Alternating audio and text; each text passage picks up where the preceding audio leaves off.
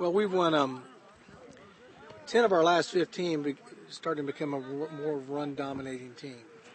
We also had Jalen Bennett for that, so I'm hoping that we can keep up the run game. We have a good line, but we'll have to see. But I think we've become more defensive-minded, more run-minded in the last 15 games we've played.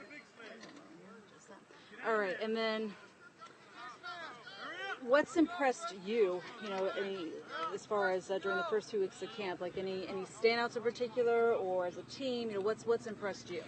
Well, I think as individuals, I think everybody's kind of done what I thought they were capable of. We do have an incoming freshman that's really good, a receiver named Trayvon McCarter. And in the scrimmage the other day, he had a couple catches for 72 yards. So he's what I think he's going to be. I usually have a big-time receiver, and he's going to be a big-time one. Other than that, everybody's kind of lived up to what their all-season work ethic has. We had a tremendous off-season in the winter.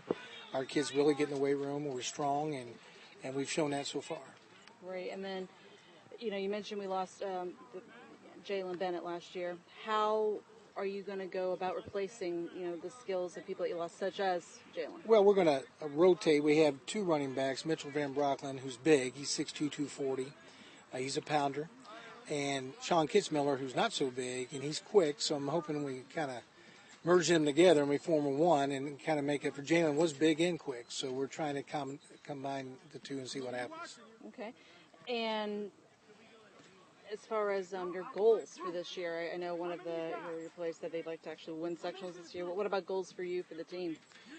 Well, I think we play an awful strong conference, and we got a good schedule. So, we want to have a winning season, and we'll just start off there. And if we get to that point, we'll worry about the other goals. It's easy. I always see a lot of schools and coaches talking about wanting to play in November and things like that. We really, I know it's a cliche, but we really need to take 1 week at a time. We open up with a very good opponent, so we'll just worry about it 1 week at a time. All right, and building on that, you said you open up against a very good opponent.